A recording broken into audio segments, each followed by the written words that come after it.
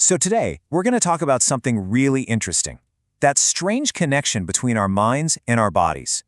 Specifically, how stress can literally get under your skin and show up as something called an anxiety rash. I mean, have you ever had that happen? You're completely overwhelmed, your heart's racing, and then out of nowhere, you start scratching this rash that seems to have no cause? So what is actually going on there? Well, this is what's known as an anxiety rash. It's a very real physical reaction. We're talking hives, an itchy rash that's triggered directly by what's going on in your head, not by something you touched or ate. All right, so let's dive a little deeper. What does this anxious itch actually look and feel like when it decides to show up? Okay, so what you're looking for are some pretty distinct things. You might see little bumps, maybe some raised patches of skin called welts, or what most of us would just call hives. But the one thing they all have in common? That unmistakable feeling of being super itchy or irritated. But here's the really interesting part. Its lifespan. A huge clue that you're dealing with an anxiety rash is that it's temporary. It tends to pop up when your stress is high, and then, poof, it resolves all on its own, usually within about 24 hours. It seems kind of crazy, right? How can a thought, a feeling, actually cause a physical rash on your skin? Let's unpack the surprising science behind how your mind and your skin are connected. It's actually a really clear chain reaction. See, it all starts with an anxious thought. That single thought can kick your body's stress response, that classic fight or flight mode, into high gear. When that happens, your body releases a flood of chemicals, and the main culprit here is a little thing called histamine. And the result of all that histamine? You guessed it, hives or a rash on your skin. So yeah, it all comes down to understanding histamine. Most of us associate it with allergies, right? This one makes you sneeze and your eyes get all watery. But here's the twist. Your body's stress response can trigger its release too, causing those exact same itchy, hive-like reactions even when there's no allergen anywhere in sight. Okay, so this brings up a huge question, right? How in the world can you be sure it's just anxiety and not something else? Let's break down how you can tell the difference. Let's look at this side by side. For an anxiety rash, the trigger is all internal. It's that spike in stress. For other rashes, it's usually something external, like a new laundry detergent or a bug bite. Then, look at how long it lasts. Anxiety rashes are fast. They're often gone in a day. Others can stick around for much longer. And finally, the context is everything. An anxiety rash shows up with, well, anxiety symptoms. Other rashes might bring friends like a fever or other allergy signs. So it really boils down to context.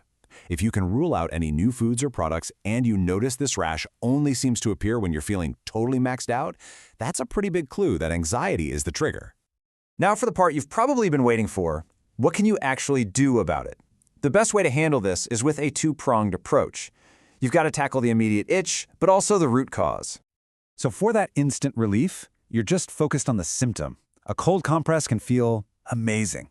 Over-the-counter antihistamines are great because they directly block that histamine we were talking about. And a topical steroid like hydrocortisone can calm the inflammation. But then there's the long game, right? That's all about treating the anxiety at its source, using things like therapy, medication, and just building better coping skills over time. And this really gets to the heart of the matter. This quote nails it. At the end of the day, the most effective, lasting treatment for an anxiety rash isn't just some skin cream, it's getting a handle on the anxiety itself. So how can we be proactive here? How do we stop these flare-ups before they even start? Let's talk about building up your personal anxiety management toolkit. You know, there are so many powerful, practical things we can do. Things like meditation and deep breathing exercises are amazing because they directly calm your nervous system. Physical activity, like yoga or even just a brisk walk, helps your body process those stress hormones. And seriously, don't ever underestimate the basics. Eating well and getting good sleep are the absolute foundation of mental health. And we can add even more to that toolkit. It helps to be mindful of things that can wind you up, like too much caffeine or alcohol. It's also about becoming a bit of a detective, getting to know your personal triggers so you can see them coming. And so importantly, it's about connection. Having people to lean on and actually talking to them when you're overwhelmed can make all the difference in the world. Now, while an anxiety rash is usually harmless, it is super important to know when a rash might be signaling something more serious. So let's cover the red flags that mean it's time to call a doctor.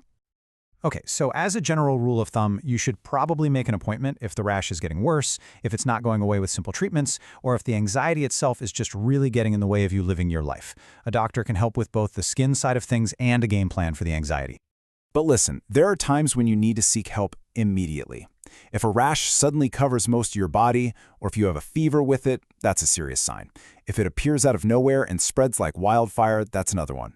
Any, and I mean any, difficulty breathing or wheezing is an emergency. Same goes for any blisters or open sores. These are not typical signs of an anxiety rash. If you experience any of these, don't wait. Get medical help right away.